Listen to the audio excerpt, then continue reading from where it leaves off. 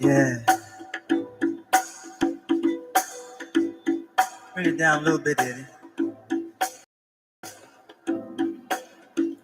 A little bit, right there. Here we go. Here we go.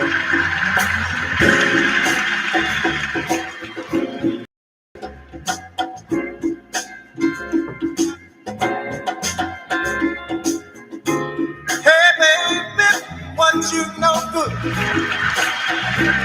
I'm just getting back what you knew I would. Boys, hey, when will it end?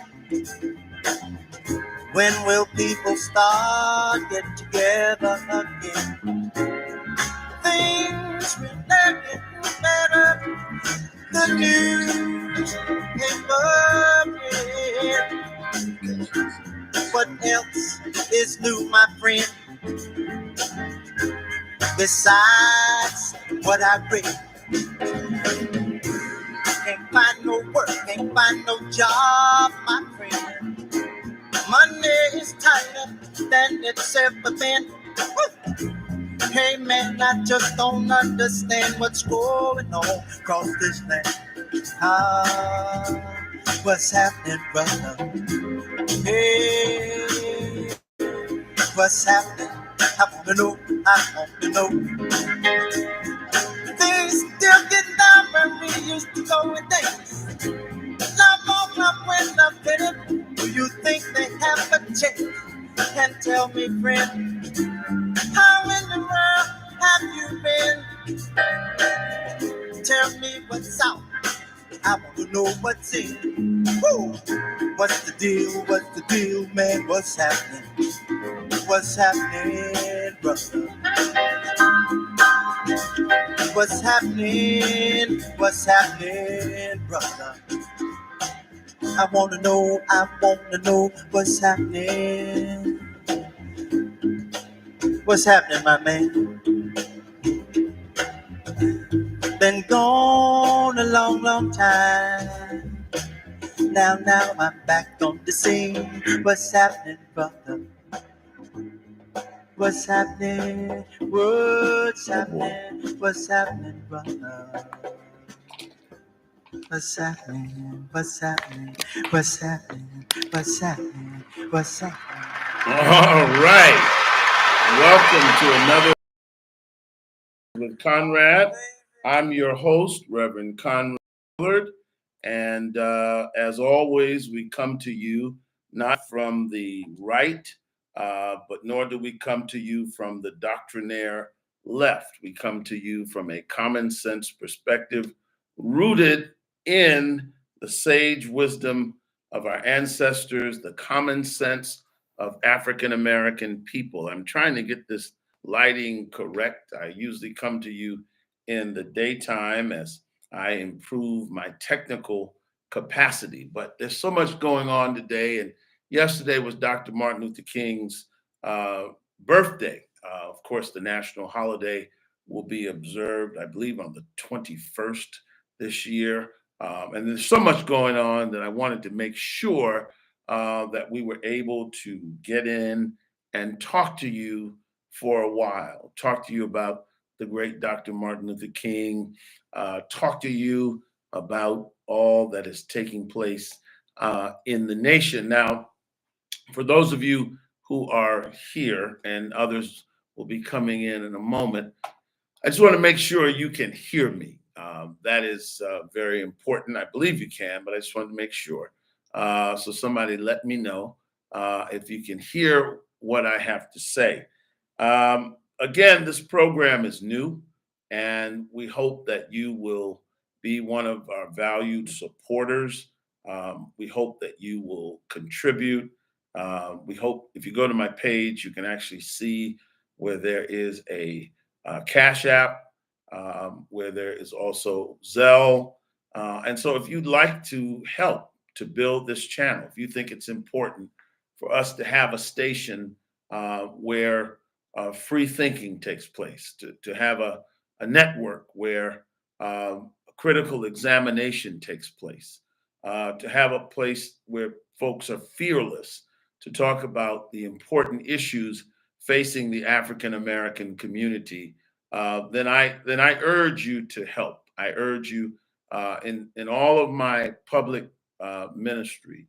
I have never helped raise money for a lot of different people, causes, churches, mosques, leaders, but I've never asked the public to help me. But I'm asking you if you would help me to build this channel, if you would contribute.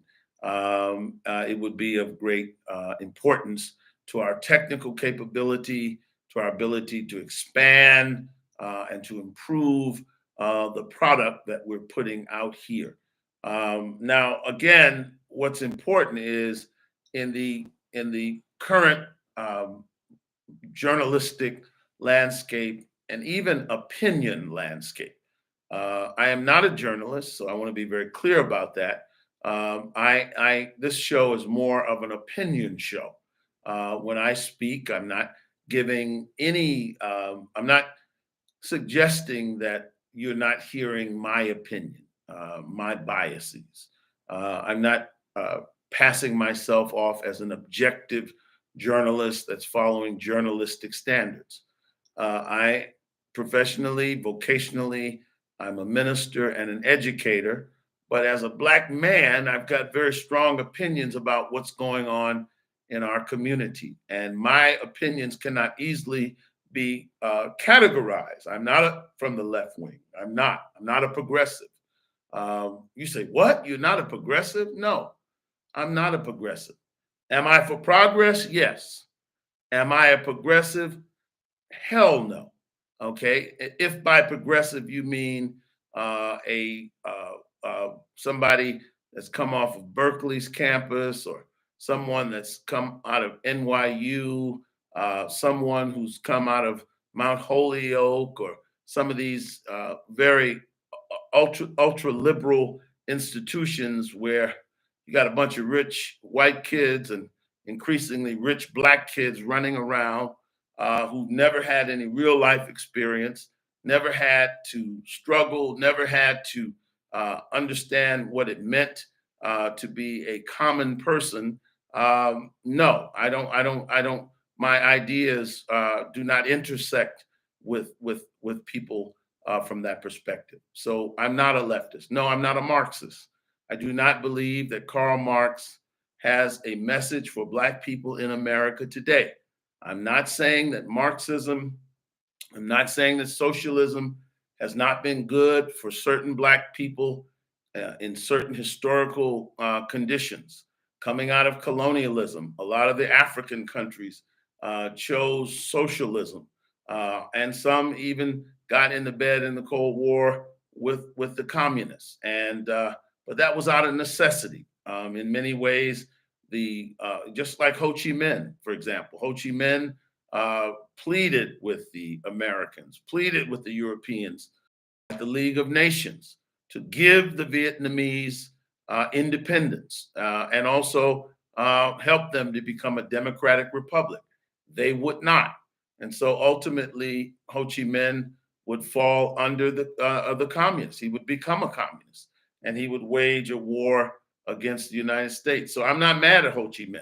I'm not mad at Fidel Castro when he stood up against the corruption of American gangsters and Batista and nationalized the sugar cane and took over the casinos and all of the industry in his country that was being exploited by Yanks, unethical American businessmen that wanted to reduce his people basically to serfs. I'm not mad at Castro for leading a communist revolution. I'm not even mad at the Bolsheviks for overthrowing the yoke of the monarchy in Russia, the Tsar.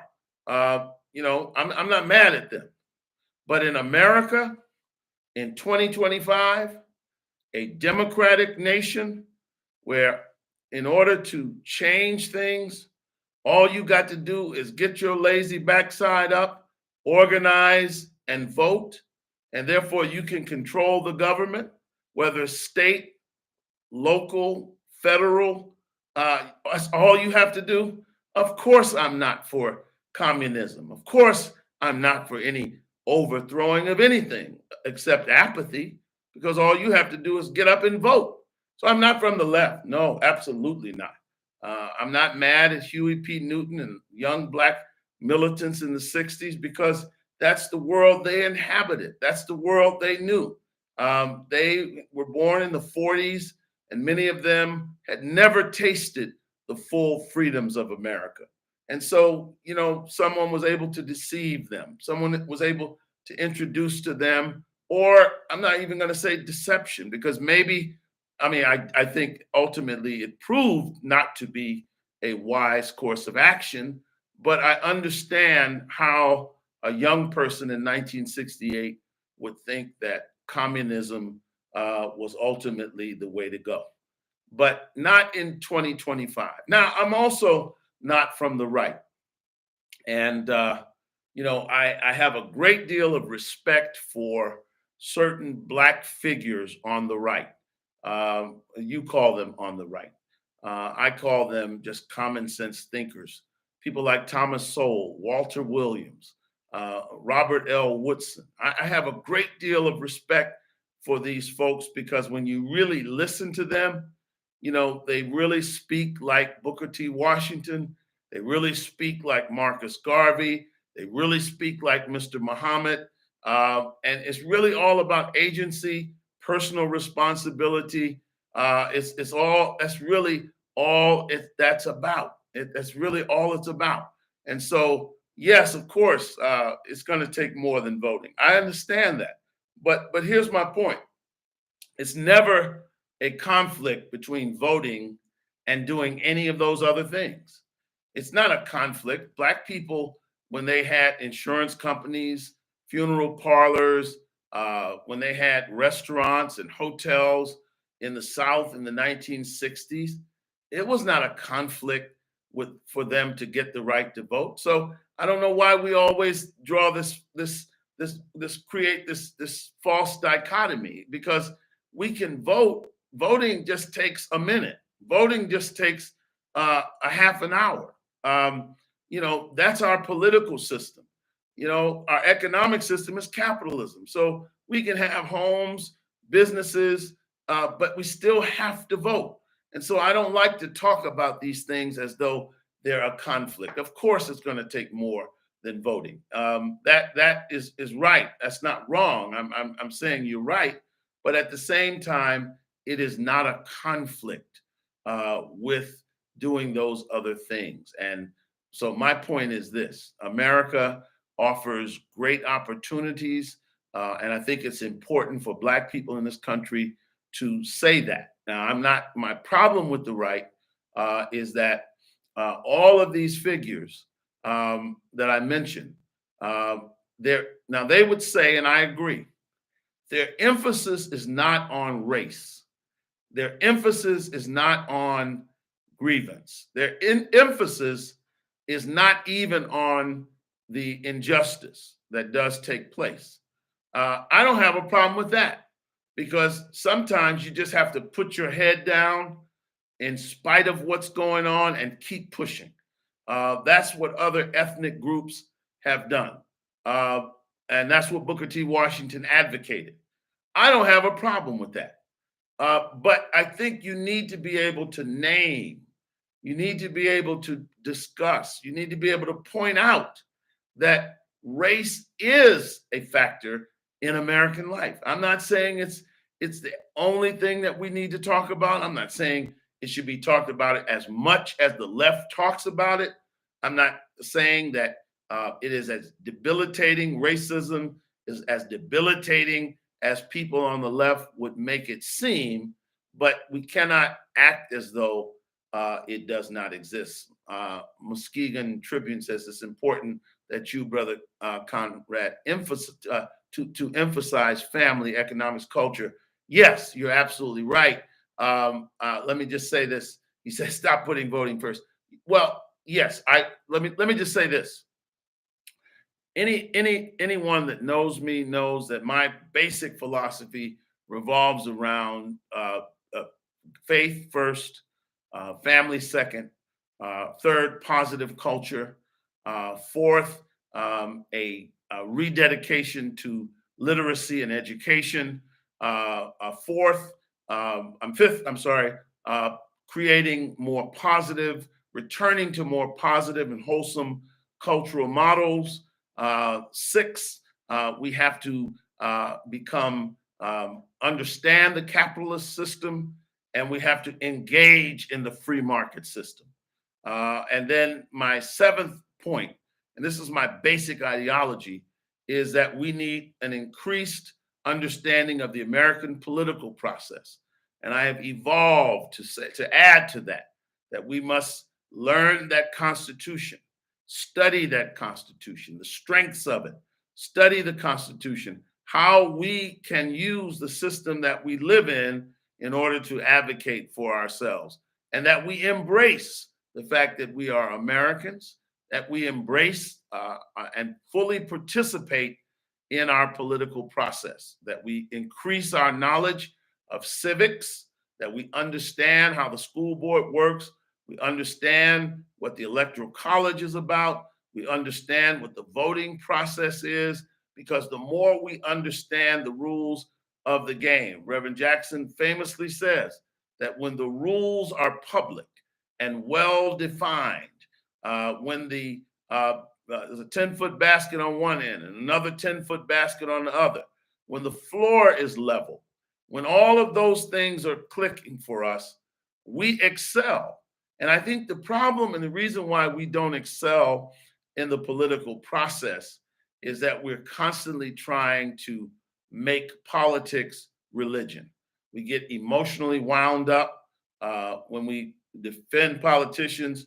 It's like we're defending our preachers, our religious leaders, instead of just understanding politics for what it is. I'll give you a perfect example. The first thing I want to cover tonight is that there's great controversy in the land now about whether the former First Lady, Michelle Obama, is going to attend the inauguration. And I have said that I hope she does attend. I really hope that she does. And the reason why I hope that she attends is she is the former First Lady of the United States. It's a culture and custom that all living presidents and first ladies will attend important ceremonial events in the life of the nation. Now, you can't be a part of the nation and withdraw from the nation at your convenience. Okay. And I want to say that because there was a great deal of controversy where she did not go to uh, uh, President Carter's funeral. And, obviously, I don't know her schedule, I don't know her circumstance, but let's just say it is, as reports are saying, that she did not want to go because she doesn't like President Trump. Well, the first thing I want to say is all of you who castigated and said Donald Trump was wrong in 2020 because he did not go to the inauguration of Joe Biden, you were absolutely correct, because he should have steeled himself, even though he felt the election had been stolen. And believe me, I've run for office and I know how bitter elections can be. And you feel angry, depleted at the end of a race, especially when you know that certain things happen that shouldn't have happened. and you don't respect the people you're running against. But as I have said all this week, and I think you're right, Jabba, the country is larger than her. And whether we want to admit it or not, the United States of America, the citizens, half of the country, and even more than half, twice elected her husband, but it didn't just elect her husband. Someone defending her not going said the other day that, I'm sorry, but what elected office did she run for? She's not a politician. Her husband is. Yeah, but that shows a lack of understanding of our political process, because the First Lady of the United States is an official office. She has a staff. She has an office. She has duties. She has Secret Service. And if your family is honored by the American people twice, not only elected but reelected to be our first family. I mean, do you understand how important that was for me and many? I'm sure all of you, millions. I named my son after her husband, and one of the greatest things that I thought that happened with the Obamas entering the White House was that for the first 8 years of my son's life and his generation, all they knew was a Black president and Black first family in the White House. And that's a wonderful thing. And so, Sister Obama, First Lady Obama, I think she should be there. Hillary will be there. Okay. Miss Bush will be there.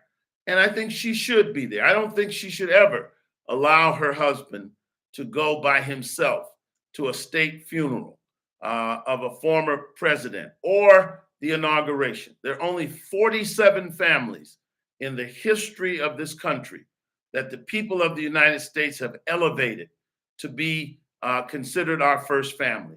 And their family has the honor of being one of those families. And she should repay the American people. And to borrow a phrase from the folks that we vanquished about 250 years ago, the British, she should have to keep a stiff upper lip. Just don a stiff upper lip and go. You're not going for Trump. You're going for the nation. And if he was wrong, this is where we have to be morally and ethically consistent. If you raised hell when he didn't go to Biden's inauguration, then what we should be saying to Miss Obama, so that she understands that the consensus, even in Black America, is that, ma'am, you should be there. You be there. Okay. Muskegon Tribune says, let's speak straight words. She's displaying a bad attitude. Obama looked odd at Carter's funeral without his wife. Well, I won't call her, say she's having a bad attitude, because I just don't know. I'm only going by news reports. I don't know if she was sick.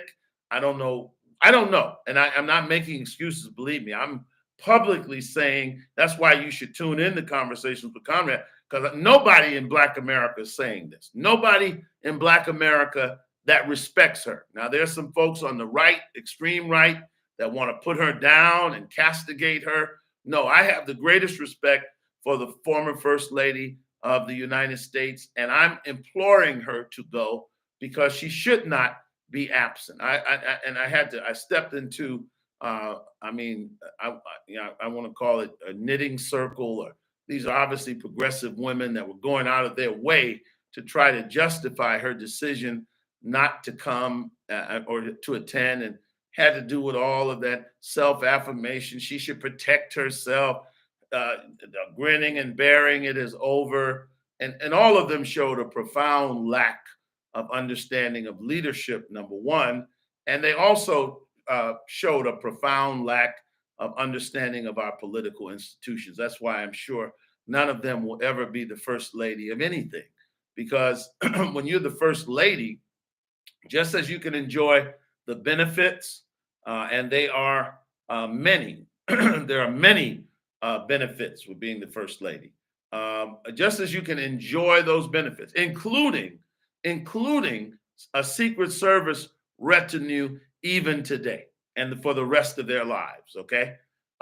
If you can enjoy the accoutrements of power, being the first family of the United States, then you also have to enjoy the frustrations and the things that you don't like about the job. I'm a pastor, and I cannot tell you how many times I've had to stand next to deacons that I wanted to punch in the mouth.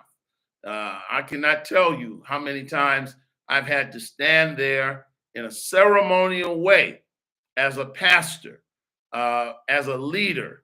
I've stood next to other leaders that I wanted to punch in the mouth, but I couldn't do that because at a certain point it's bigger than you. It's not just about you. It's about the responsibility that we have in leadership. I remember once when I was just starting out in my ministry, and I was young in the ministry. I've been there for a while. I wasn't just starting out, but one of the former ministers. This is when I was in the Nation of Islam. A very very famous and powerful minister by the name of Abdul Khalid Muhammad or Khalid Abdul Muhammad.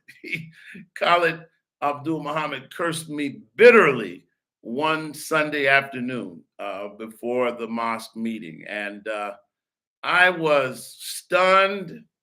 I was angry. Um, I wanted to fight because that was very uncommon in the nation. I don't remember up until that point anybody using profanity to talk to me. And he cursed me that day, and I was my mind was, hey, I'm going home. I'm out of here.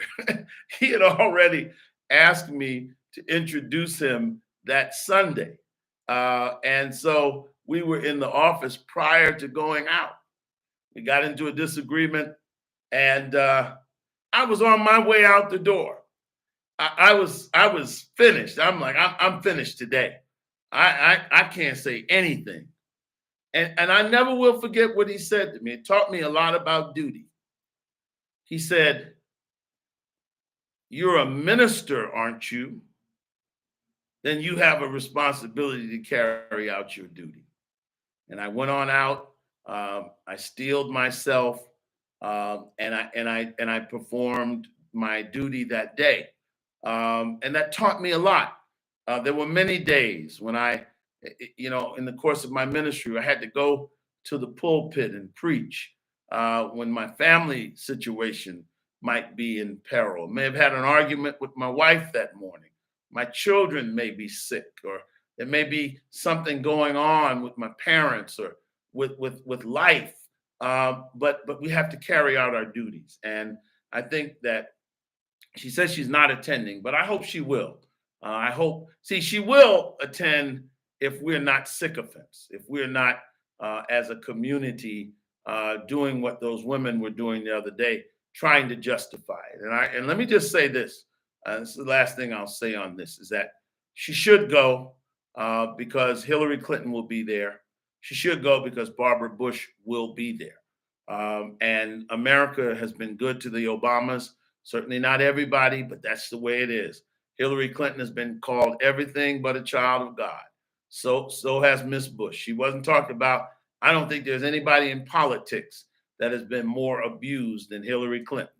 And if she can steel herself as a former first lady of the United States and attend, I think Sister Obama should be able to do the same thing. It's just very, very important. And the last thing I'll say on that is this.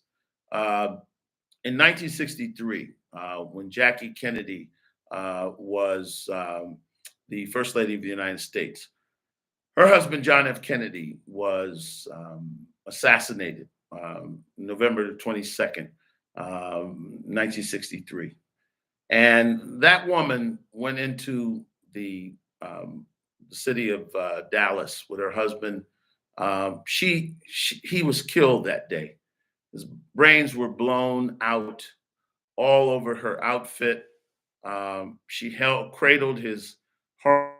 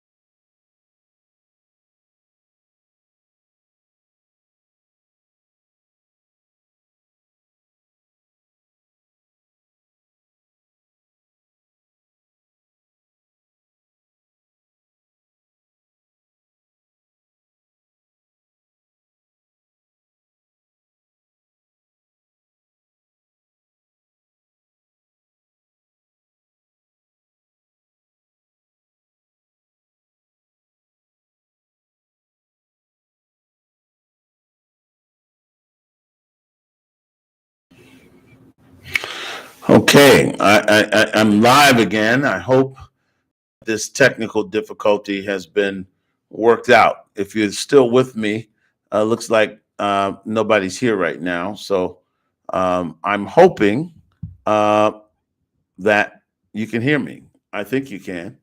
I'm seeing the mic, and so I'll mute that. I'll edit rather that part of the program out. I'll edit that part of the program out. I'm very sorry for these technical difficulties, but let me hasten to move on to what I was saying, which was really important. Can you hear me now? Give me a cue if you can hear me. I see some folks have rejoined. Okay, great. I'll edit that out. I don't know what the issues are. Technically, I'm still figuring this out, and I will get on that. So please forgive me for that technical difficulty. But we're making a very important point, and we're making a very important point. And when we talk about Michelle Obama showing up at the inauguration, the reason why it's important is, as I said, Jackie Kennedy did that, and of course, she was endeared by the nation, and she was beloved.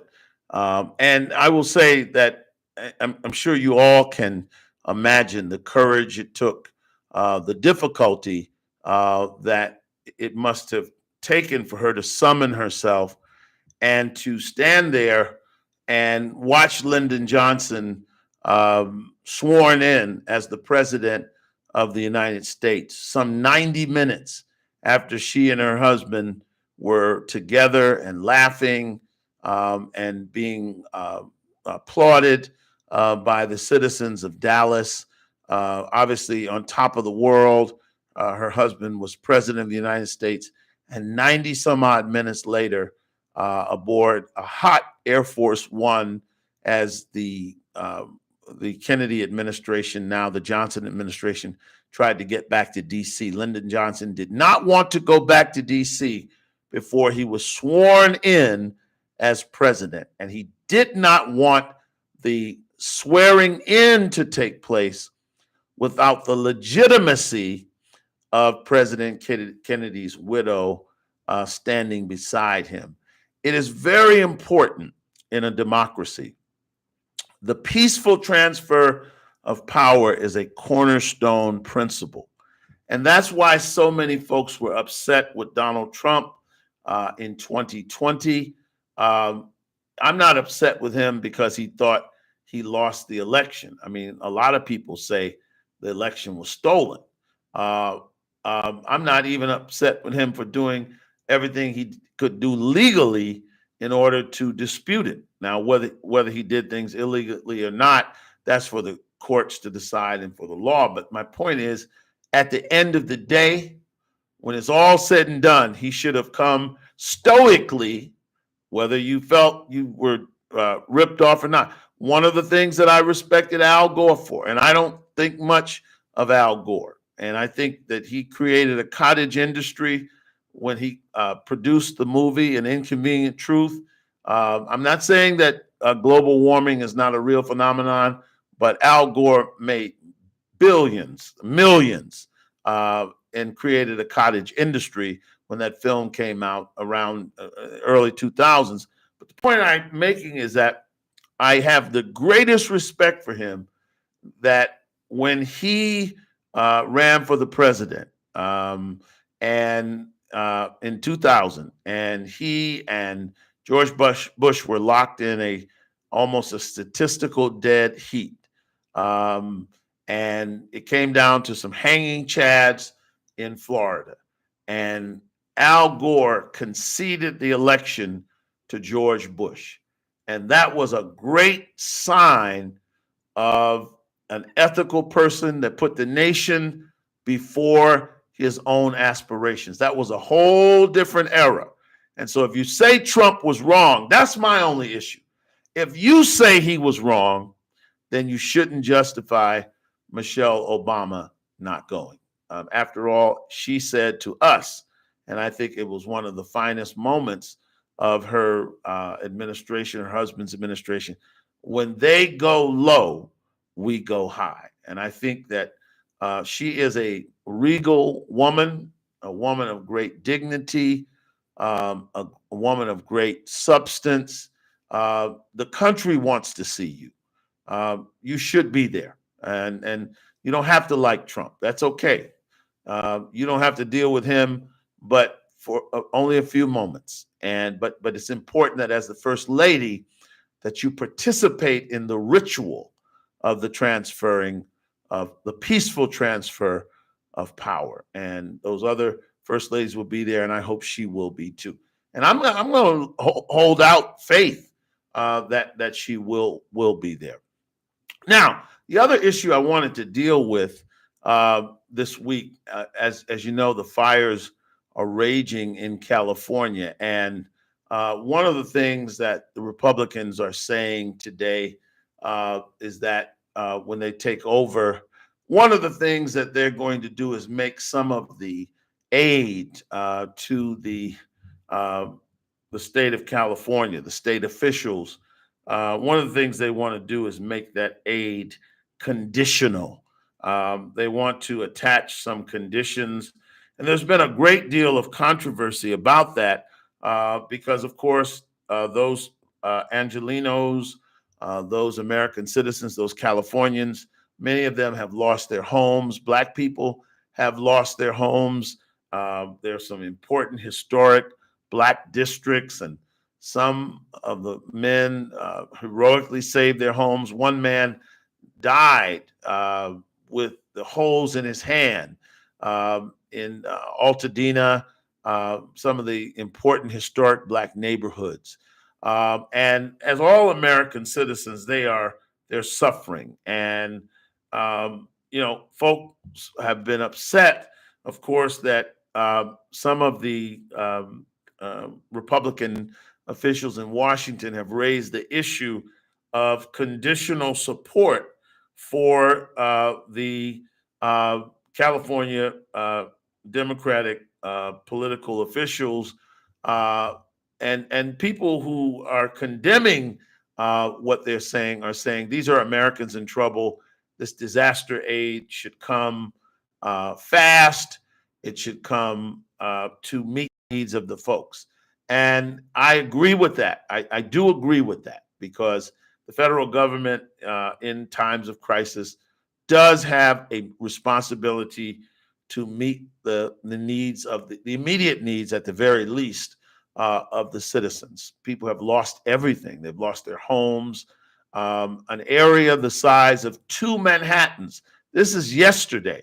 An area the size of two Manhattans had burned to the ground. I mean, it's almost unimaginable what has happened out in California. And there are a lot of people that are hurting.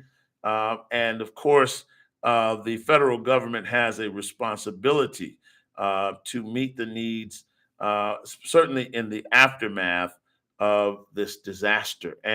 But let me say this. That being said, it's very interesting that President Trump said several years ago to the governor of California, Gavin Newsom, you got to do a better job with forest maintenance. I was not familiar with forest maintenance, but apparently this is done in Europe. Apparently there's some obligation you have in an area where there are dense forests to keep the floors relatively clean, to I don't know, prune trees. I don't know all of what encompasses forest maintenance, but apparently California has not done a good job. There were all kinds of issues ranging from a lack of water, available water, dry reservoirs. There were issues with respect to DEI.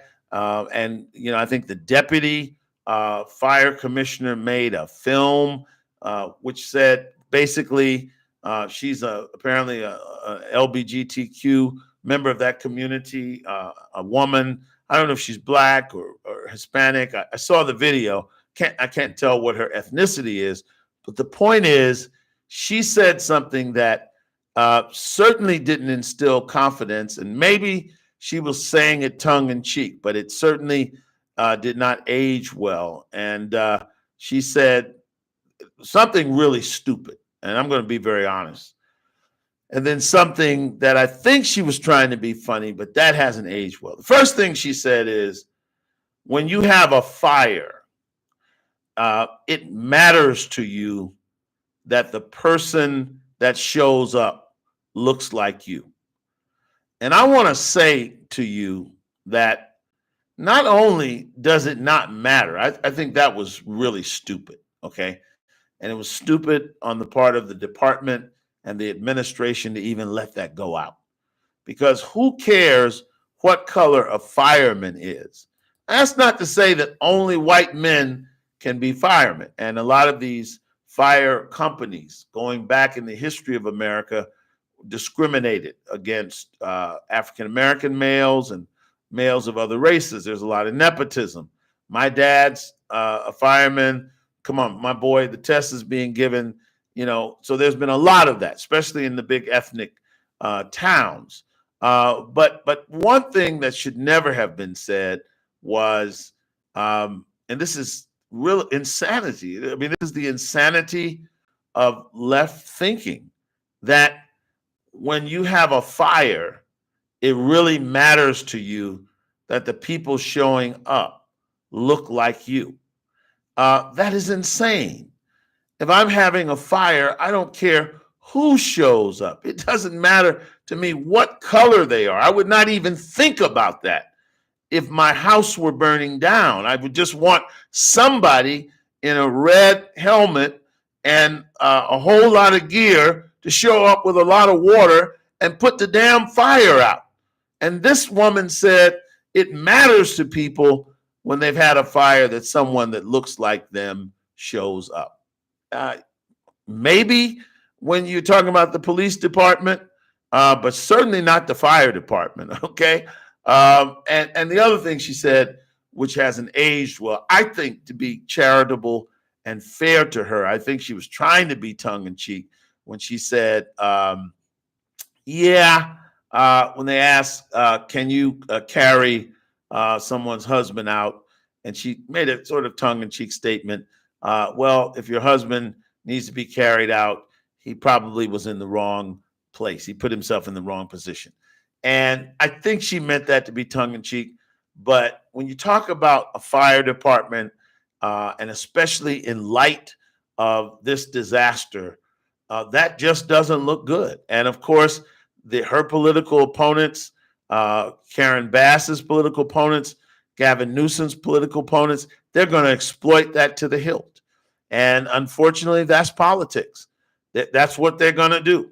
They're going to exploit that. That was not a wise pitch. If you can't carry someone out of a burning building, then you should not be a fire person. I don't care if you're black, white, male, female. And that's sort of what is happening in this conversation with the nominee for the Department of Defense. And there are certain jobs, there are certain responsibilities that require objective standards. They can't be subjective. I'm not saying that women shouldn't be in combat, but I do agree that whatever the requirements are in order to be in combat, then women should be able to, whoever should be able to carry the requisite weight, should be able to do the requisite number of push-ups. That's why older men we can't go into combat. We're not going to be drafted because, there are some men that can carry a great deal of weight and are really fit, and I'm reasonably healthy, but I can't do what 18-year-old, 19-year-old does. I can't. And so I don't need to be in combat. Now, I might be able to help on the general staff. Okay, but that's why generals don't fight. They don't go on the front line. I guess they carry a pistol and they have to always be prepared to fight. But the point I'm making is, even the Bible says, young men for war, older men for counsel. And so I just wanted to say all of that to say that people were upset when the federal government said, yeah, you're right. I'll be in situation room or command. I'll be at the command central headquarters. Okay. I've fought many battles. And so I know what a battlefield looks like. But let me just say this. There is precedent in America for the federal government giving conditional support. And the example that comes to my mind is New York City. In New York City in 1975, 1976, the city was going bankrupt. And Mayor Abe Beame famously went to Washington.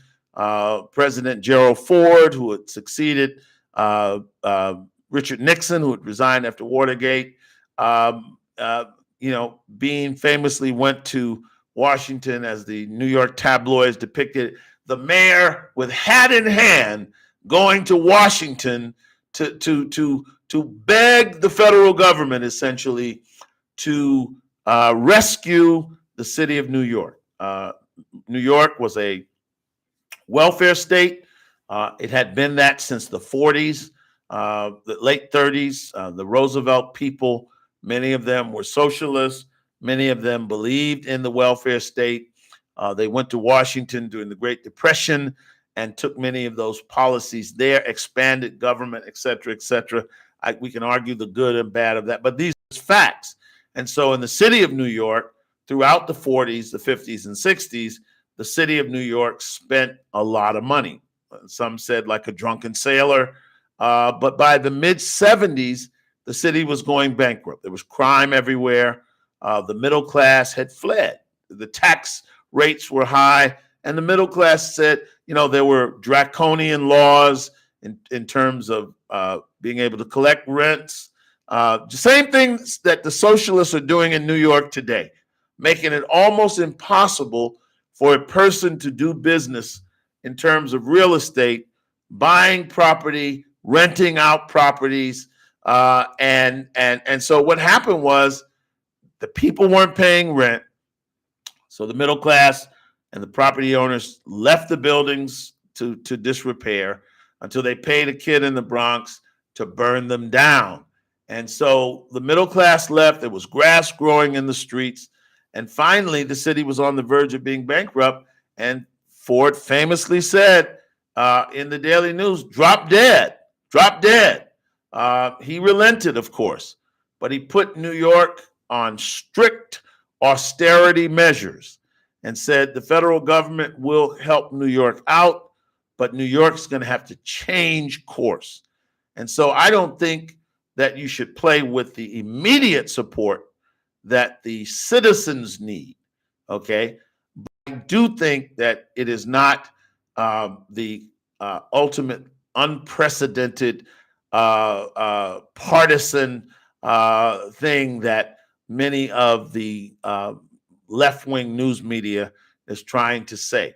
If the federal government says to California, you have to do things differently, you have to handle your forest better, you have to have different water policies. There are all kinds of stories coming out about how wealthy people had access to water. And I mean, there's just a lot that's going to be unpacked. But the fact remains, that's why you got to know history, because the fact remains that this is not the first time that a federal government would say to a municipality or a state that, hey, if you want federal monies, if you want people in Missouri and Kansas and New York and New Jersey and Iowa and Indiana and Ohio and Pennsylvania and New Hampshire to bail you out in California, you just can't do what you want to do and then impose that burden of your citizens on the citizens of other people. And so the federal government has to say to them, we are doing this because you're an important state. You have one of the biggest economies in the world. You're almost too big to fail. But we're not just going to give you money to keep doing what you're doing. And I have been on the record, and I'm clear that Governor Gavin Newsom should be out. Okay? Karen Bass, as the mayor, I think she has time to turn it around if she is able to show leadership. But I rather doubt it at this point. I think the scale of the disaster is so great. I think the people are hurting so much. And I think the way it's been handled already, I think the governor and the mayor have lost so much credibility that I do not think there's any path forward for them to be able to regain the trust of the people of California. Now, ultimately, that's about the people of California. They've got to handle that. They've got to figure that out. But that's my view, and I wanted you to know the history so that when you hear Sister Phillips on CNN saying that it's never happened, it's unprecedented for the federal government to attach conditions to support, then that's just not true. And New York is a perfect example. Now, let me just say this. I'm not going to deal with this FBA stuff too much more, but I am going to deal with this tonight because, you know, I've been thinking a lot about this FBA stuff, and to be honest with you, I've gotten angry. I've gotten angry when I think about it because the first question I have, and this is really important, is, you know,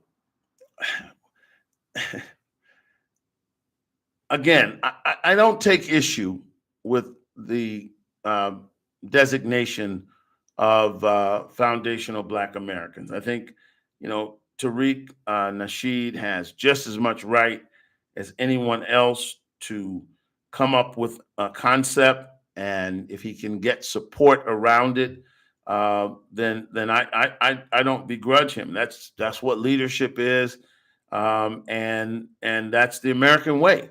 I mean, if you come up with a soap or a barbecue sauce, and it is better than somebody else's, and you can get people to buy it, then you've not committed any crime. Now, you got to be transparent with people. And one of the things that I discovered was that this foundational Black American word or designation or distinction is actually trademarked to none other than Tariq Nasheed. Foundational Black Americans, WordMar, Foundational Black Americans, status, live, registered, goods and services, providing a website featuring information on historic, and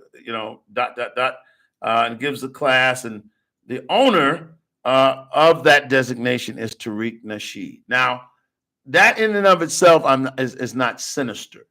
That I'm not suggesting that there's anything sinister, but I think it's an important fact that people know that it's trademarked to him, and whatever that means. And I don't know what that means. I'm not saying that he has any nefarious intentions, but I think if you've got people out here fighting for a designation, fighting to establish something, especially when it's divisive. And that's the part that upsets me. And I've been battling just responding to folks, and folks are beginning to come around. First, they were saying, we're not African, we're not, we've never have been.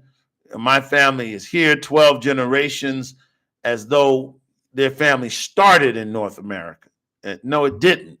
I talked to Professor James Smalls from City College, CCNY, and the illustrious African Studies professor. And that is just it's wrong, and to say that. But in recent days, people have been moderating that position, and they have been saying, of course, we know that we are of African descent, but we have undergone a process, I think a process called ethnogenesis, where we have become a new people. And at the end of the day, I want to say this: if we can have a truce, if you can acknowledge that we are of African descent, I certainly cannot acknowledge that our experience, our culture, in our sojourn here in America for the last 400 or more years has certainly made us unique, certainly made us a different people. Our mixture, of course, with the Native Americans that were here and with the slave masters and their children. And we've got all of that going on. And of course, some ethnic group in Nigeria or Cote d'Ivoire or Angola or the Congo, they're not going to have that level of change in the native continent, in the native cultural and tribal and ethnic context. And so we can agree on that, but don't say you're not African.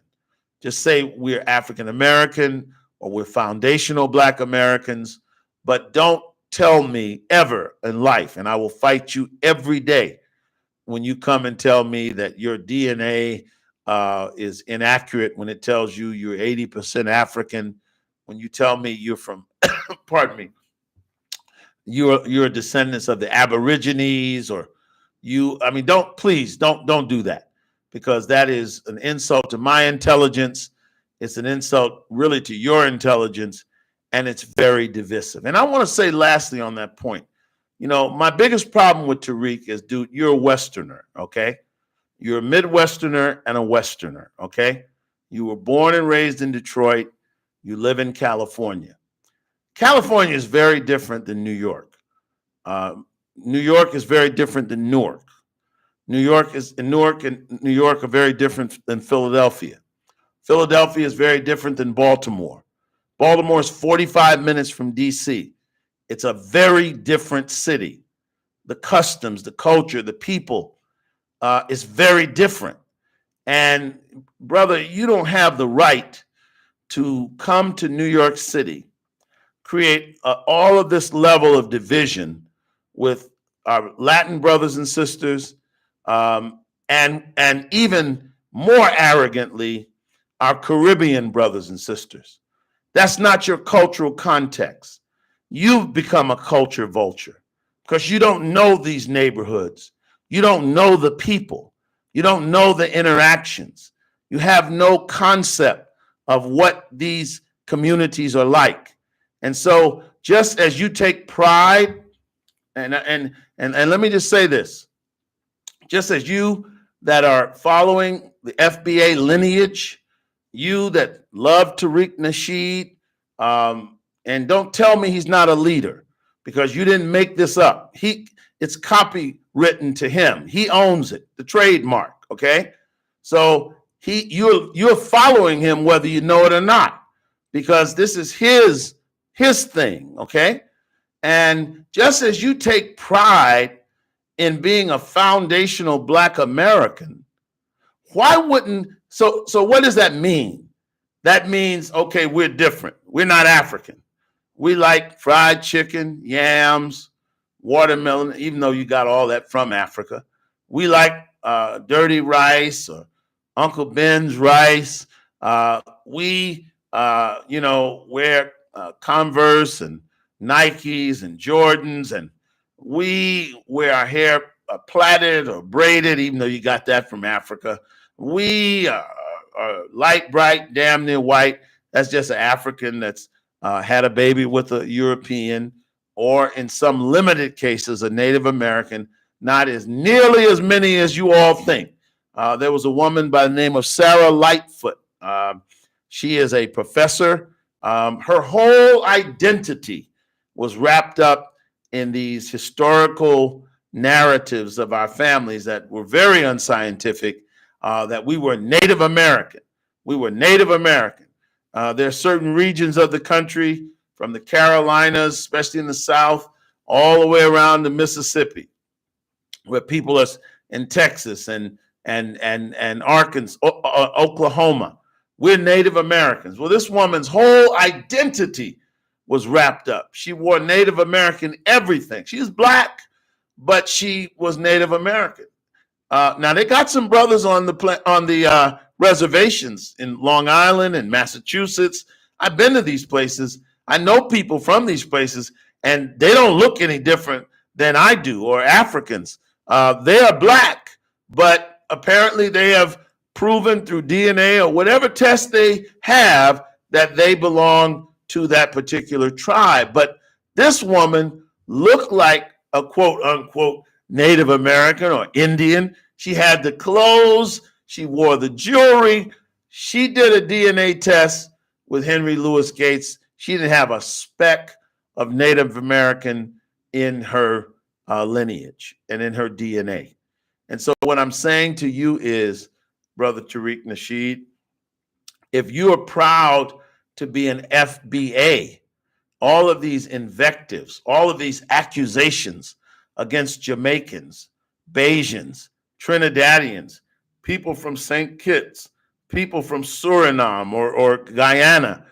I mean, if you're proud to say you're from LA, if you're proud to say you're from Detroit or Michigan, if you're proud to say that you're from Cleveland or Cincinnati or Philadelphia, you know, if you big up your city, if you're proud to be a native New Yorker, what is different in your pride and the people being proud to be Jamaicans?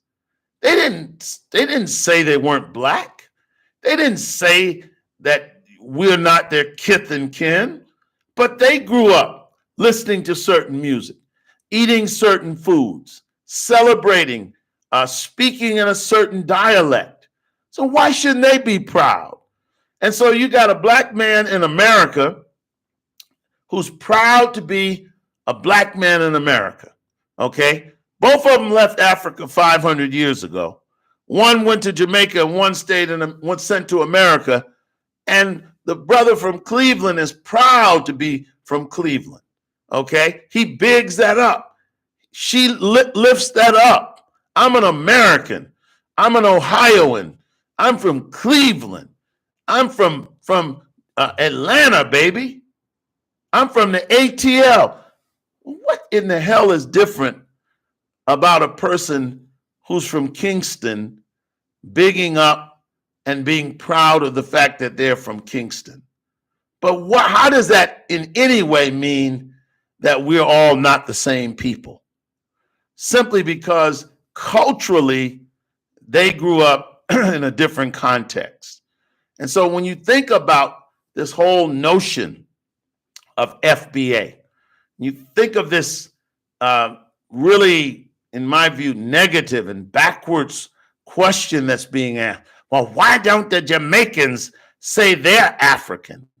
Well, why don't they, why do all of these in the diaspora reject us? First of all, you reject yourself. And nobody rejecting you. Everybody in the diaspora looks up to us and loves us, okay? And even if they don't want to respect us, even if they act like they are better than us, that's the same thing you do. Those of you from LA, you act like you're better than the people from the Bay Area. You act like you're more sophisticated, like LA is flyer than being from the Bay Area, or somebody in the sticks out in Sacramento, or somebody down in San Diego. You know that's not the same as saying you're from Watts. You understand that. When you're from O Block or the South Side or the West Side of Chicago, that's not the same as somebody from being from Oak Park. That's not the same thing. You take pride in where you grew up. You take pride in the styles, the ethnicity, the regional way in which you came up. Well, what's wrong with them doing the same thing? And at the end of the day, you got a whole lot of Africans in the Caribbean, a whole lot of Africans in South and Central America, and a whole lot of Africans in America, all connected to each other by blood and experience, but all having different experiences because they had different conquerors. That's like your mother and father had babies and somebody kidnapped all 5 of you. They took one to California, and that person grew up in Watts. They took the other to the South Bronx. That person grew up in the South Bronx. They took one to Texas, and he grew up in Texas. They took one to Cincinnati, and she grew up in Cincinnati. They took one to the ATL, and that person grew up in the ATL. They all have different experiences. They all grew up in different regions of the country. They talk differently. Their diction, their accents are different. They have different slang words. They grew up in different regions, and so the foods they ate are different. The clothing that they wear are quite different from the other. But miraculously and serendipitously, they find each other through a DNA match, and they're all brought together in one particular place. Can you imagine them pointing fingers at each other and saying, I'm a Johnson. Well, I'm a Simmons. I'm a McGillicuddy. I'm whatever. I'm different than you. We've been cut off too long. We have a unbreachable gap between us.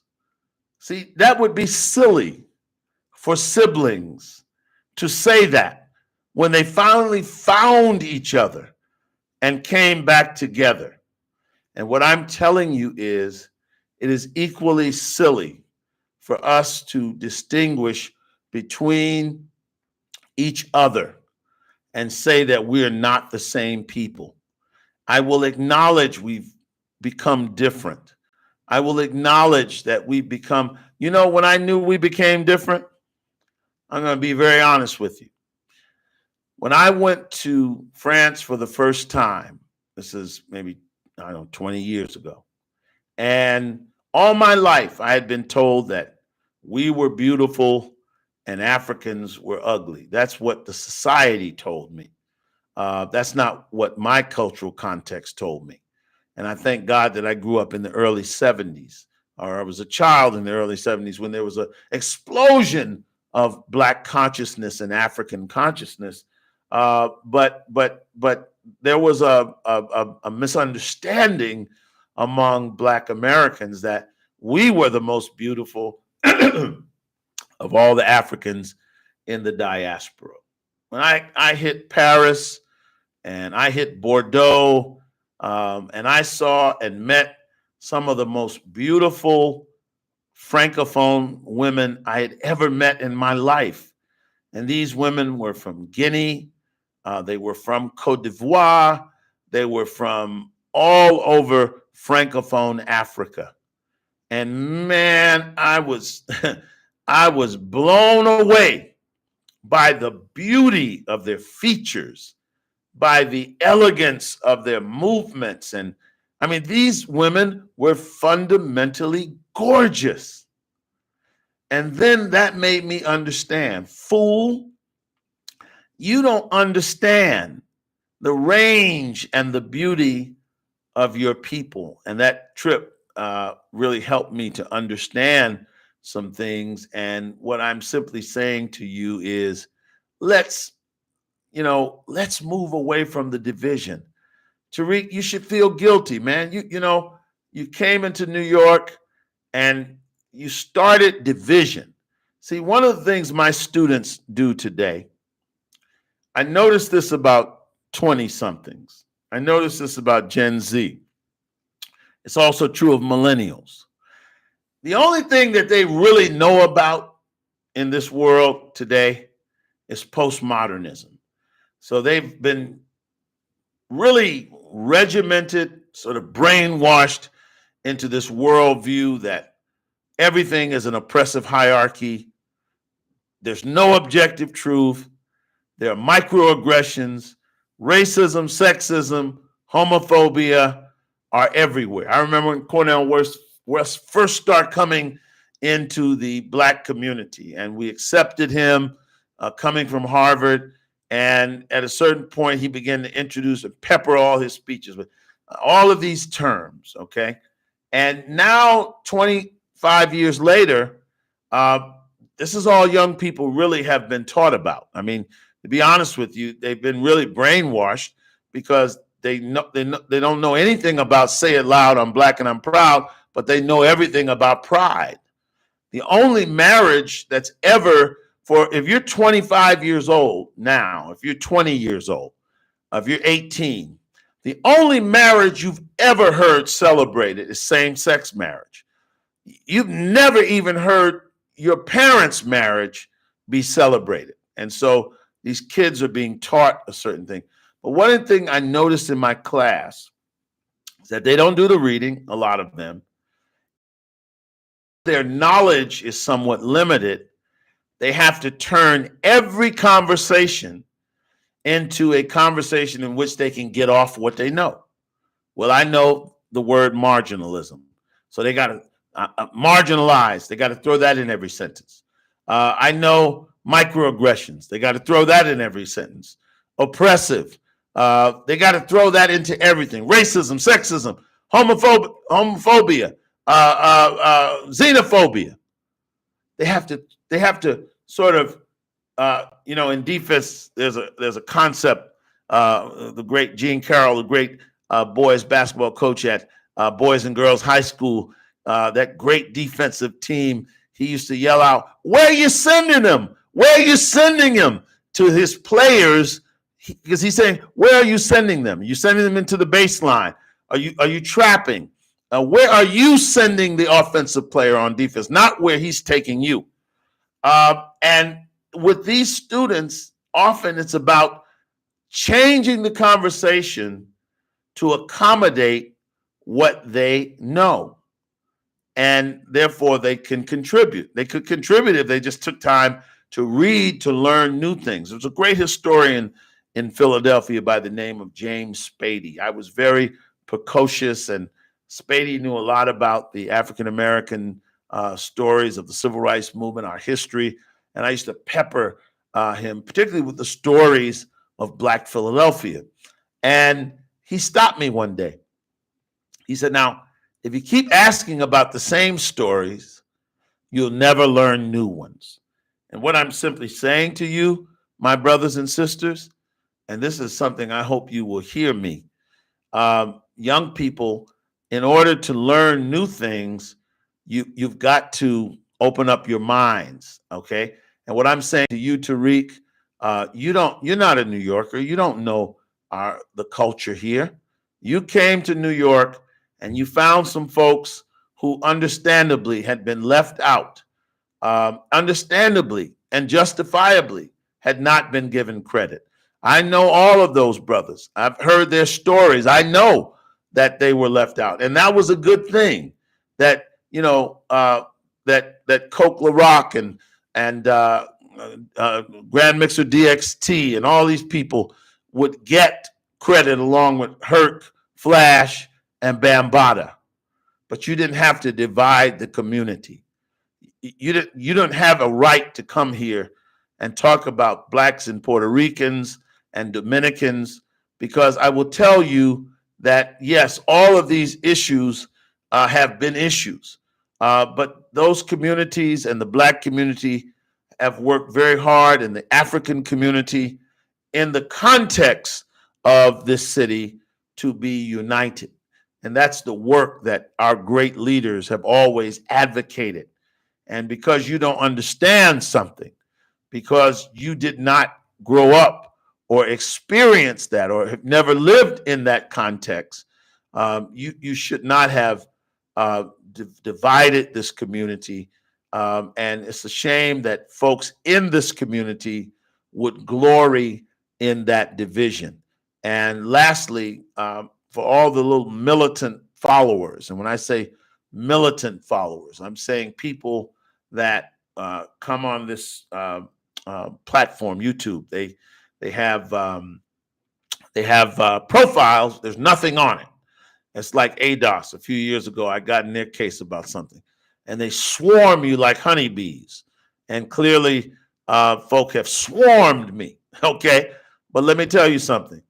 You can bring an army against me because you cannot debunk what I have said. You can insult. You can say whatever you want to say, but you're not going to change me. And as long as you divide our community, I'm going to call you out on it. And so, again, if we can agree that, yes, we're of African descent, that's all I ever said. Yes, we've had some brand new experiences here in America. We've become a different people than we left in Africa 400 plus years ago. And yes, there's a wide gulf between an American teenager today and most African teenagers in some ways. But our goal should be always to bridge the gap, to find common ground and understanding, since that's where we came from. Okay, we started there. Okay, my children are spread out. Got a boy out west, got a daughter out west, got a son in Africa, got one up in New England. But they started in New York. We're family. That's home. And they don't forget that. And you can't forget that. Home is always home. And we can't forget that. All right. So that's it. That's really all I'm going to say about that. I'm through with it. Now, if you attack me, if you come at me, brother, I keep telling you, I will meet you on the scratch line. I'll meet you on the scrimmage line. I'll meet you in the square circle, because that's the way I came up. And I'm going to defend truth. I don't care if Bruce Lee is on the other side. I don't care if it's a battalion, as I said the other night, like Samson with the jawbone of an ass with truth. I'm going to challenge you when you tell young people that they're not African and that they're descendants of the Tamil and that they have no connection to African people. We've had some miraculous transformation that we're no longer African. But God bless you. Good luck, Tariq. But just bring our folks together. I'm going to reach out to Lord Jamar because, I understand what he's saying, but the goal again is unity, not division. That's what we have worked so hard for. Now, I'm going to end today on Dr. Martin Luther King, because yesterday was the birthday of Dr. Martin Luther King. And of course, we will celebrate his birthday in America on the national holiday, which I think this year is the 21st. And I want the folk to keep in mind that the only private citizen in the United States that has a holiday, national holiday, is Dr. Martin Luther King, a Black Baptist minister. No president, I don't think anymore, has a national holiday. I think they've all been consolidated into President's Day. No lawyer, no banker, none of the folks that are important have a national holiday. But this poor Black pastor from Atlanta, Georgia. No tycoon, Rockefeller, Vanderbilt, Carnegie, none of them have a national holiday named after them. No movie star, not John Wayne, not Elizabeth Taylor, not Cecil B. DeMille or Goldwyn Mayer, not one industrialist, Henry Ford, has a national holiday. And yet this Black Baptist preacher, born in the segregated South in 1929, not only has a national holiday, but a statue of him on the mall. Now that statue and that national holiday is not just about one man, but it's about all of those that paved the way, that paid the price, that marched alongside him and before him. It's about Daddy King. It's about his grandfather, Daniel Hale Williams. It's about his mother, Mama King. And it's about his teacher, Benjamin Elijah Mays, and the men of that generation. It's about Du Bois and Booker T. Washington. It's about Alonzo Herndon. It's about all of those that helped to nurture him in that community in Atlanta. It's about where he would go on to study at Morehouse College. Howard Thurman and others would teach him. It's about the ministers, Michael Haynes, that he trained under in Boston. It's about Vernon Johns, who preceded him, pardon me, at Dexter Avenue Baptist Church, who was a civil rights leader. It's about Emmett Till, Mose Wright, you name it, Charles Hamilton Houston, Thurgood Marshall.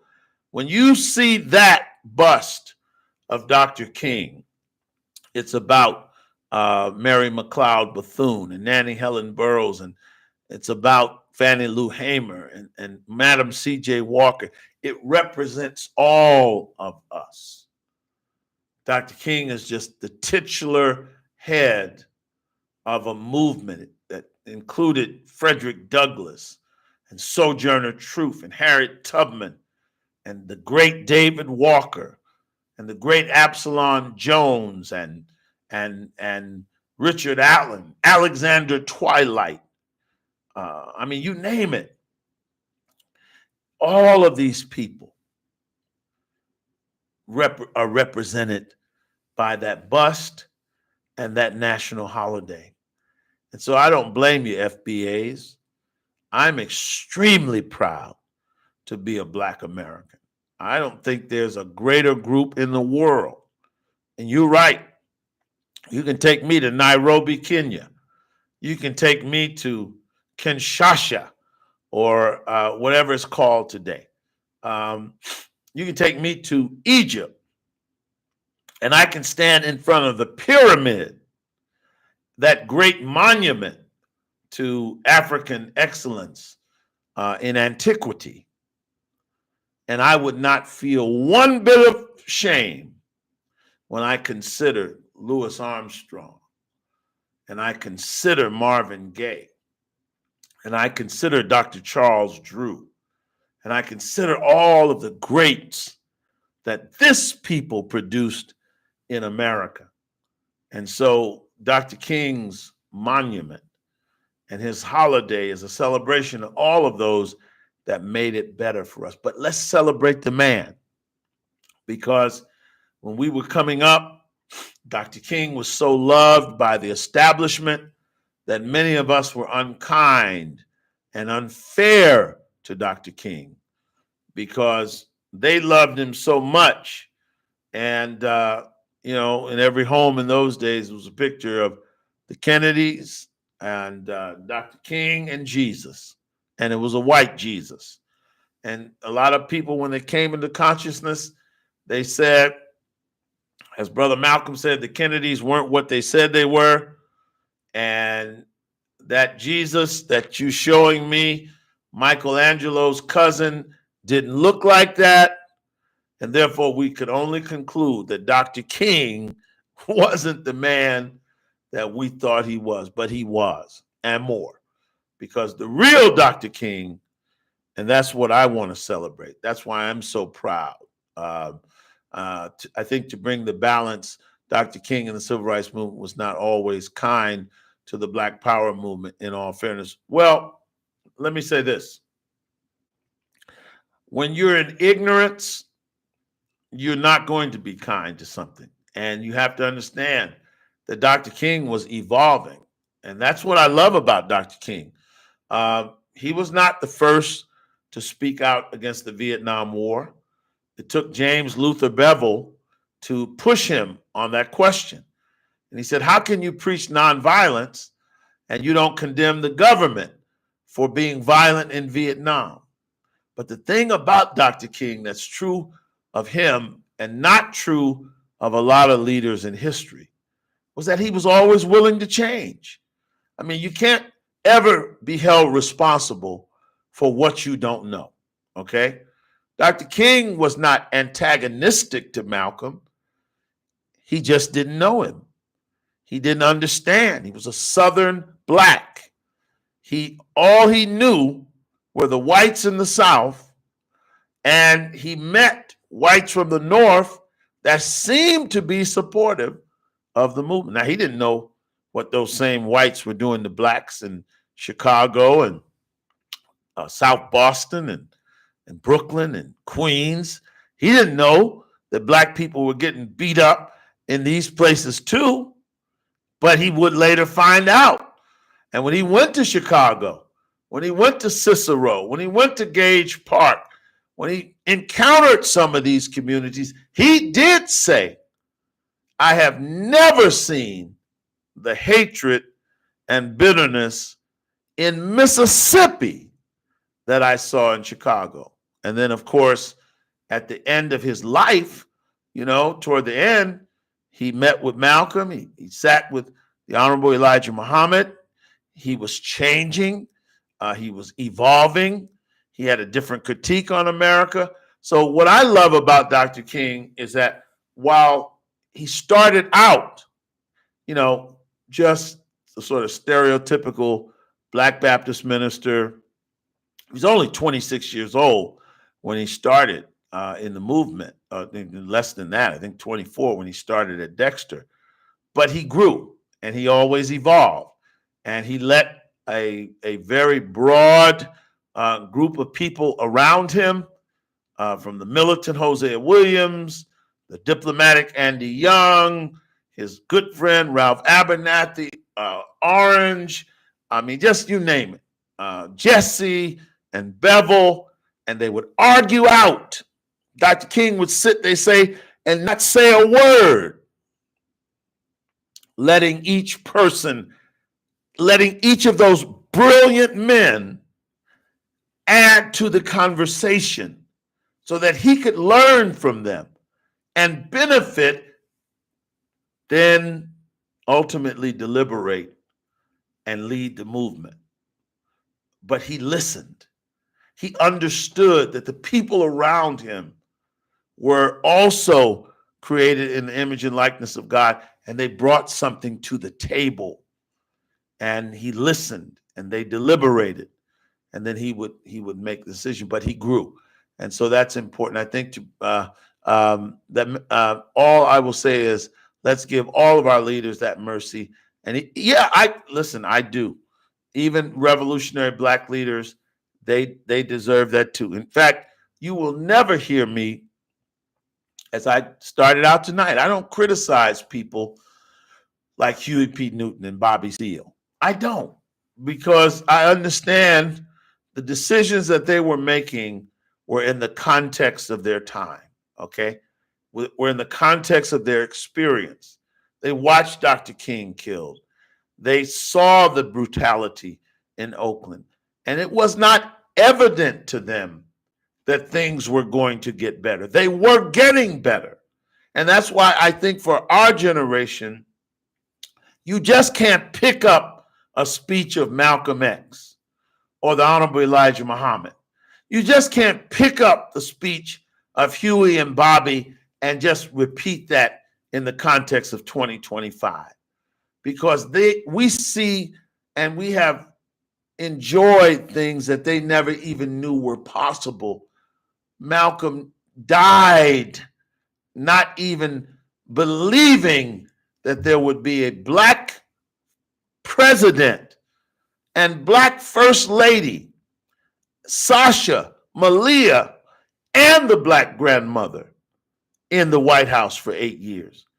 You think Malcolm would have believed that that was possible in 1965 when he was killed? I would say he probably could not have even imagined it, because I couldn't imagine it growing up. And so my point is, I've seen a world that Malcolm never saw. I've seen a world that Malcolm did not see. Du Bois had a Haitian father and Dutch mother. That's why I don't understand the delineation with FBAs. A lot of leaders had immigrant backgrounds. Today, they call them tethers. I agree. That's the most ignorant thing in the world. The diaspora is too complicated. Half of the slaves that ended up in Georgia, Mississippi, and Alabama had been enslaved on slave plantations in the Caribbean. So it's just silly. It just doesn't make sense. Okay. So I mean, I've made that point. I'm not going to go back into that. But the point I'm making is, with Dr. King, he had great integrity, and that's why he should be given credit. And people who have been critical of Dr. King, he was clearly a visionary, because everything that was happening in America said that what you're doing, sir, is a waste of time. Malcolm was very critical. Others were very critical. They made mockery. And certainly after he was gone, they were able to say that, as Stokely said, you killed the man that loved you. You killed one trying to be a part of your life. But what Dr. King understood, that I don't think hardly anybody understood, was that through the civil rights movement, it would be the second revolution in the United States. Let me tell you what I've come to understand. The U.S. Constitution is one of the greatest documents written, but it was not applied across the board. There was not the equal protection under the law. The idea was great, but Dr. King understood that a disciplined movement had to push through and had to challenge not the worst of America, but the highest ideals of America. And that's what the civil rights movement ultimately became. It was the revolution that made America fulfill the promise to all of its citizens that the founding fathers talked about, but reserved for white men and white women to a lesser degree, but still to a greater degree. And Dr. King should be honored. He should be respected. Dr. Du Bois was wrong for attacking Garvey's personal appearance. Du Bois was great, but he carried some elitist ideas. Yes, that was not his finest hour. But again, all of our leaders have feet made of clay. And I think to look at Du Bois's contribution, which incidentally is very different than Cornel West, Michael Eric Dyson, all these black scholars you see on TV, their entire careers have been at Ivy League schools. They have always had a disproportionate number of white students. They don't teach in black institutions. They've never even worked in a black institution. They've never, ever been a part of a black movement, maybe a nominal membership in a black church. But my point to you is Du Bois could have taught in Europe.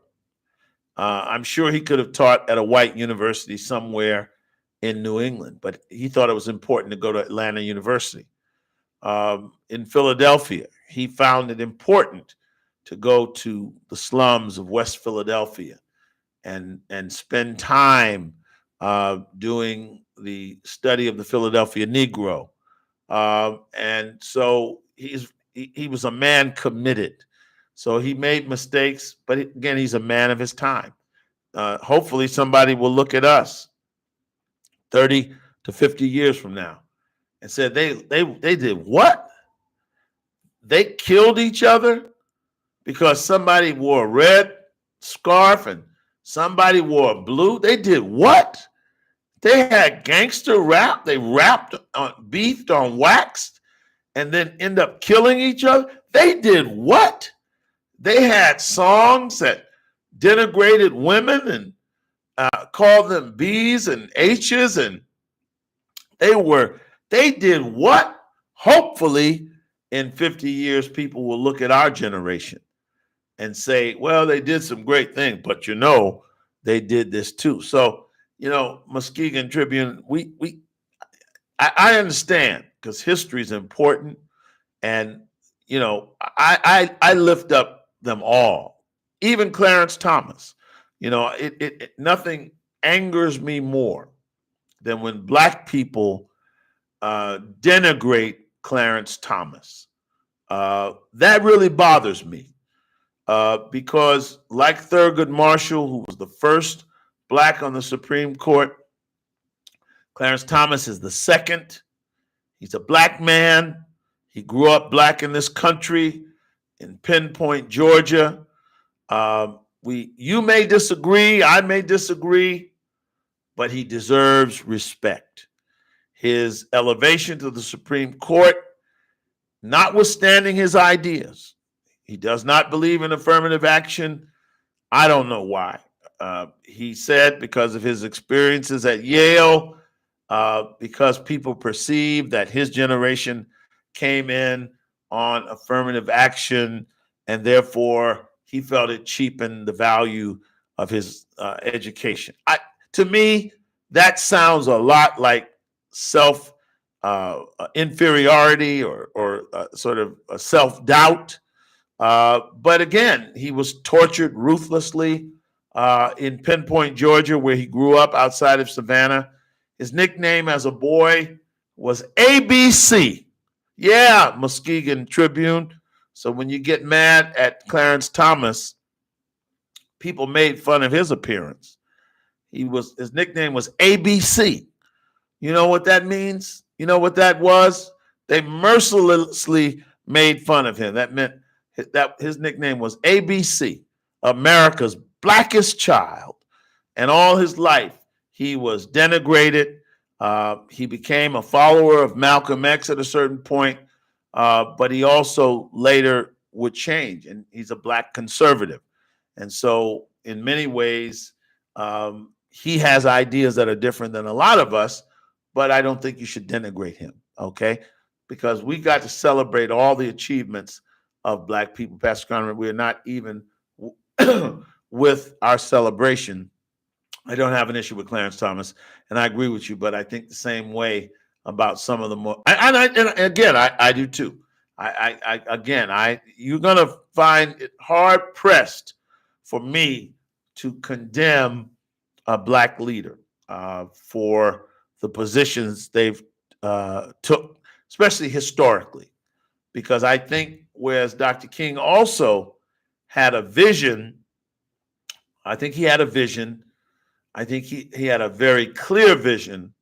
That last speech at the Mason Temple church, and he talked about the mountaintop experience. And he said,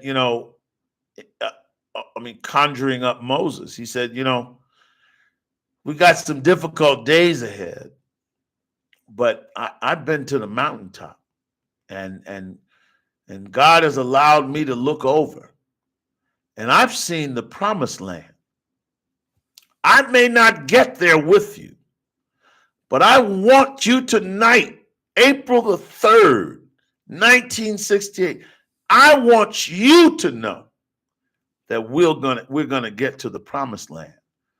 And let me tell you, he really had to have a vision to be able to see that ultimate realization when in 1968, the level of poverty of blacks in the South, the level of lack of opportunity in the North, the relatively few black elected officials, the relatively few blacks in corporate America.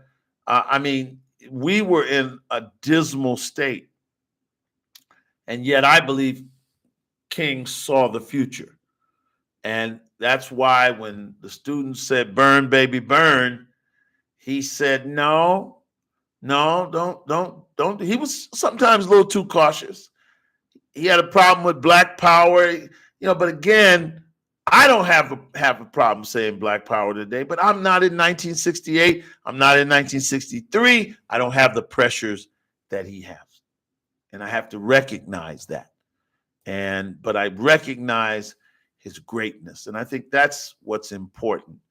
And we should be proud of the King National Holiday. Not that it's not just about him. I've told you tonight, it's about all of those folks connected to him, all of the people and the places and the sacrifice that are connected to him. He's simply a symbol of our movement.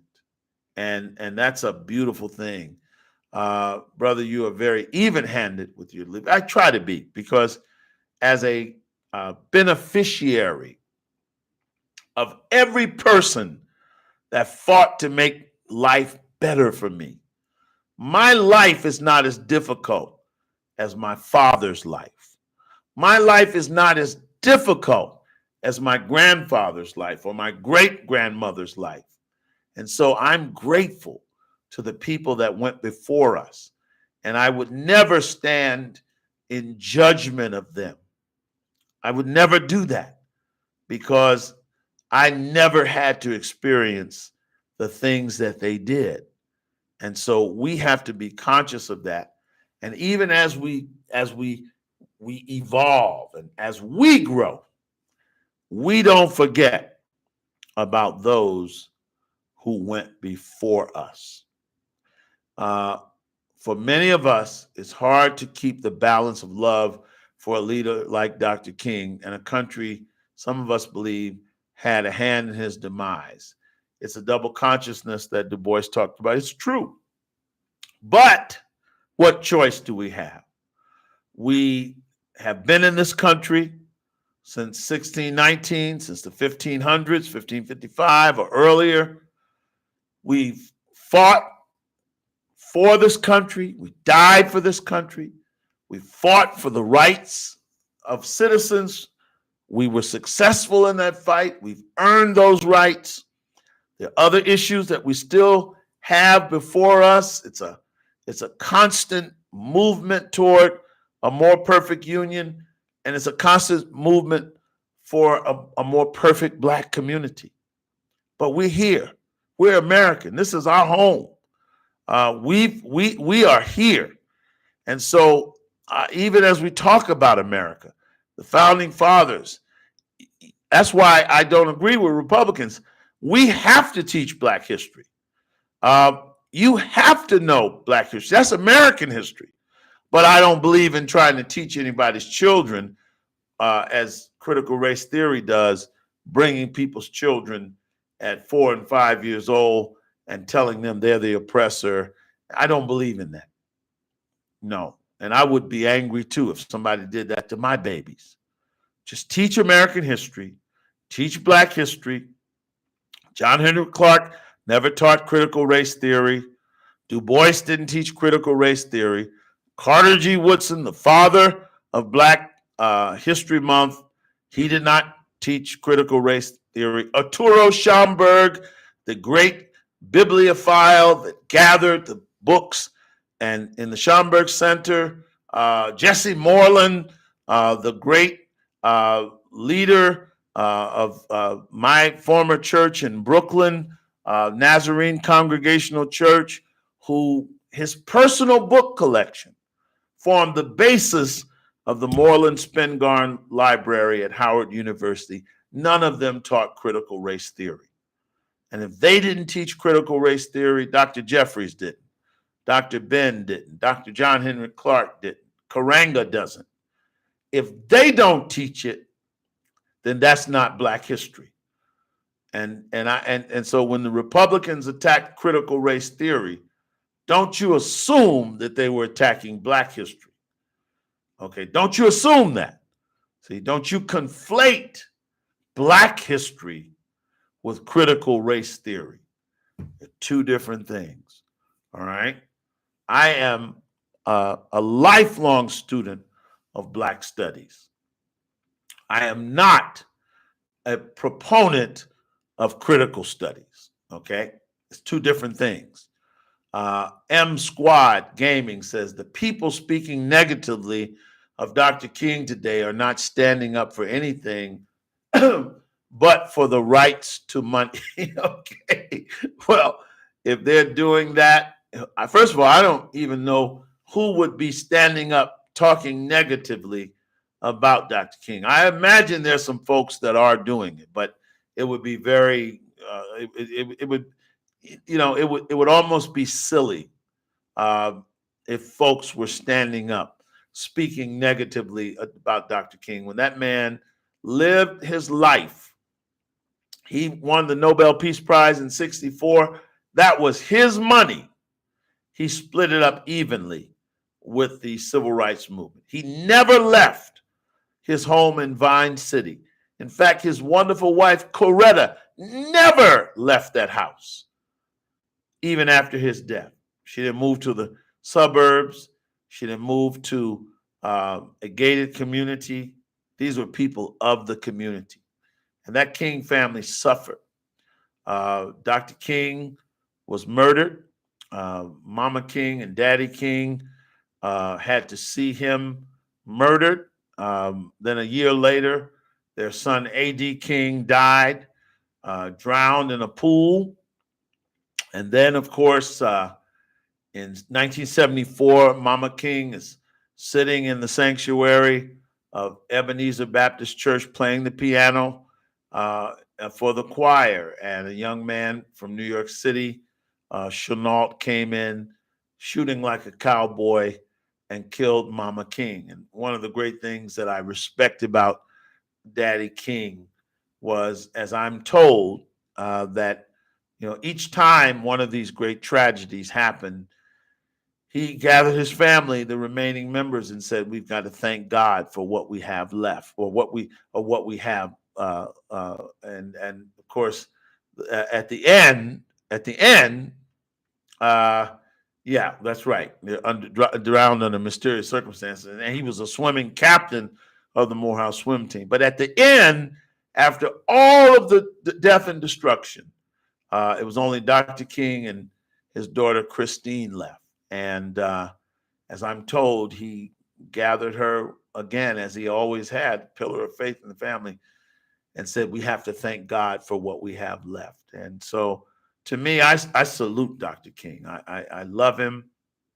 The more I learn about him, incidentally, if you want to learn a lot about Dr. King, David Garrow's book is good.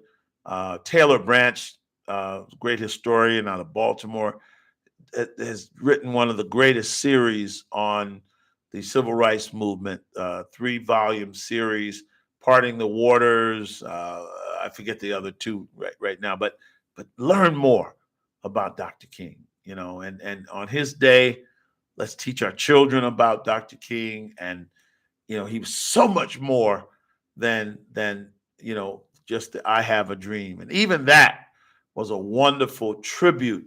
The ability to do what he did on that speaker stand that day. And incidentally, many of you don't know this, but there on the steps of the Lincoln Memorial, if you go there now, his footprints are there with "I have a dream" inscribed.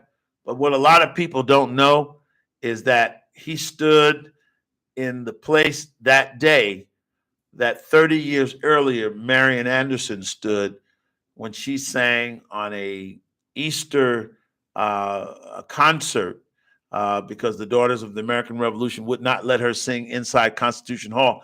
And she sang to Black Washington and to the nation on the steps of the Lincoln Memorial. And she obviously sang this wonderful version of My Country 'Tis of Thee. Sweet land of liberty, of thee I sing, land where our fathers died, land of the pilgrim's pride. From every mountain side, let freedom ring. And Dr. King would pick up on that on August 28th, 1963. And Mahalia Jackson exhorting him on. He left his script and she said, tell him about the dream. And he told him about the dream and ended at the words of Marian Anderson. And it was stupendous. And when we look back on history, we're just so grateful for it. So that's it for me tonight. And I want to thank you for tuning in. I want to thank you for listening. I want to hey, do me a favor, hit the like button, subscribe to the channel, tell your friends about our program. Help me spread this program so that Black people can hear this kind of message and we can have the balance and we can have the depth that's needed as we move forward as a people. So I thank you and I wish you all a very, very great night. And I'll see you again this week. My Cash App, yes, thank you.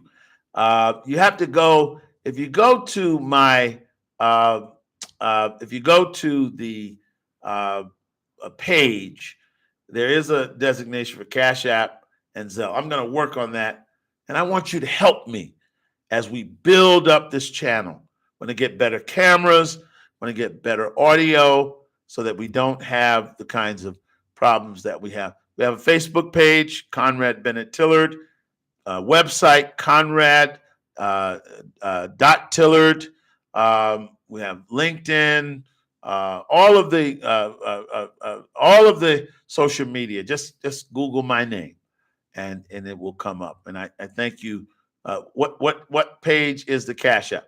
The Cash App is on the home page of the. Okay, yeah, I got to learn how to run a banner. Okay, thank you. I'll learn all of that. Thank you. Thank you so much. Good night. Have a good evening. God bless you.